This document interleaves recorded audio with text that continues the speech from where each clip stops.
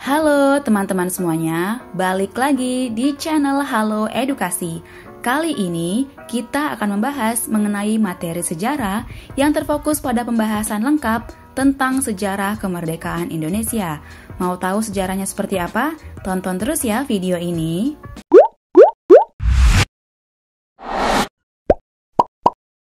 Sejarah tidak akan pernah lepas dari kehidupan seseorang, termasuk dalam kehidupan kita. Sejarah dapat berupa pengalaman, kenangan, ataupun peristiwa yang terjadi pada masa yang telah lewat atau masa lampau. Salah satu sejarah penting yang perlu kamu ketahui adalah sejarah kemerdekaan Indonesia. Indonesia memiliki sejarah penting yang melekat dan tidak dapat hilang begitu saja dari benak bangsa Indonesia. Bahkan, sejarah menjadi mata pelajaran yang harus dipahami bagi pelajar Indonesia. Sebelum meraih kemerdekaan, rakyat Indonesia dan para tokoh pejuang Indonesia telah melalui satu fase sulit dan bersusah payah melakukan perlawanan terhadap bangsa penjajah. Tidak hanya hitungan hari, namun ratusan tahun. Berikut beberapa peristiwa penting yang terjadi menjelang kemerdekaan Indonesia. Yang pertama, menyerahnya Jepang terhadap sekutu. Penyerahan Jepang terhadap sekutu terjadi setelah peristiwa pengeboman di Nagasaki dan Hiroshima.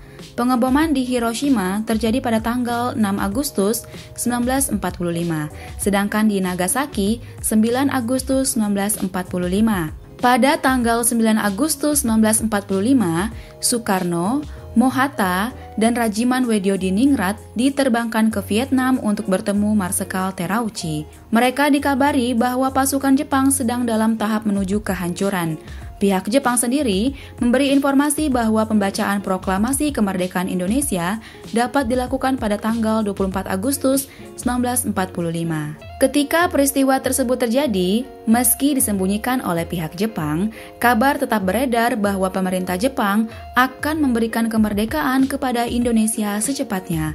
Hal ini dikarenakan Sultan Syahrir mendengar berita melalui radio bahwa Jepang telah menyerah kepada pihak sekutu. Setelah itu, Syahrir memberitahukan kepada Hairil Anwar bahwa Nagasaki telah dibom atom dan juga Jepang telah menerima ultimatum menyerah. Dengan informasi tersebut, para pejuang bawah tanah kemudian bersiap-siap untuk memproklamasikan kemerdekaan Indonesia. Mereka bahkan menolak bentuk kemerdekaan yang diberikan sebagai hadiah dari Jepang. Peristiwa yang kedua yaitu peristiwa Rengas Dengklok. Pada tanggal 14 Agustus 1945, Soekarno, Mohatta, dan Radiman kembali ke tanah air. Ketika itu pihak dari Sultan Syahrir, Khairul Saleh, Wikana, dan Darwis mendesak mereka untuk segera memproklamasikan kemerdekaan Indonesia. Akan tetapi, usul tersebut ditolak oleh Soekarno dan Hatta. Mereka beranggapan bahwa pengambilan keputusan secara mendadak untuk memproklamasikan kemerdekaan hanya akan menyebabkan pertumpahan darah, karena kekuasaan Jepang belum diambil secara penuh oleh Indonesia. Perbedaan pendapat ini kemudian terjadi di antara dua kubu yang dikenal sebagai golongan muda dan golongan tua. Golongan muda pada pihak Sultan Syahrir dan golongan tua pihak Soekarno dan Mohatta. Hal inilah yang kemudian menyebabkan terjadinya sejarah peristiwa Rengas Dengklok. Kemudian pada tanggal 15 Agustus 1945, para golongan muda membawa Soekarno dan Mohatta ke Rengas Dengklok. Penculikan ini bertujuan untuk mengamankan kedua tokoh tersebut dari pengaruh Jepang dan agar proklamasi kemerdekaan Indonesia segera dilaksanakan. Peristiwa yang ketiga yaitu proses perumusan teks proklamasi kemerdekaan. Peristiwa Rengas Dengklok berhasil menggugah pendirian dari Soekarno dan Mohatta. Gejolak dan desakan dari golongan muda masih terus terjadi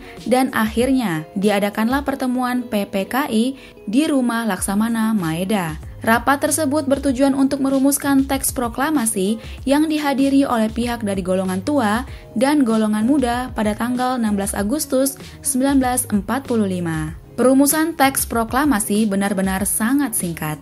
Setelah rapat yang diselenggarakan oleh Soekarno, Mohatta, dan Ahmad Subarjo selesai, akhirnya tersusunlah naskah teks proklamasi yang ditulis tangan oleh Soekarno sendiri. Teks tersebut juga disetujui oleh pihak dari golongan tua dan juga golongan muda. Peristiwa yang keempat yaitu pembacaan teks proklamasi kemerdekaan Indonesia. Setelah perumusan teks proklamasi, keesokan harinya yaitu pada tanggal 17 Agustus 1945 menjadi hari paling bersejarah bagi bangsa Indonesia. Dengan dihadiri oleh para tokoh proklamator kemerdekaan Indonesia dan juga seluruh rakyat Indonesia, Soekarno membacakan teks proklamasi kemerdekaan Indonesia. Upacara pembacaan teks proklamasi diadakan di kediaman Soekarno, tepatnya di Jalan Pegangsaan Timur nomor 56. Prosesi tersebut berjalan dengan sangat lancar dengan diiringi pengibaran bendera merah putih. Proklamasi kami, bangsa Indonesia, dengan ini menyatakan kemerdekaan Indonesia. Hal-hal yang mengenai pemindahan kekuasaan dan lain-lain diselenggarakan dengan cara saksama dan dalam tempo yang sesingkat-singkatnya. Jakarta, 17 Agustus 1945, atas nama bangsa Indonesia, Soekarno Hatta.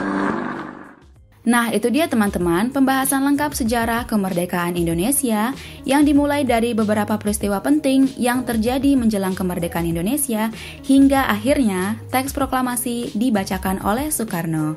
Semoga video ini bermanfaat. Jangan lupa untuk like, komen, dan juga subscribe channel Halo Edukasi. Dan jangan lupa juga untuk aktifkan lonceng notifikasi agar kalian tidak ketinggalan video terbaru dari channel Halo Edukasi. Sampai jumpa di video selanjutnya.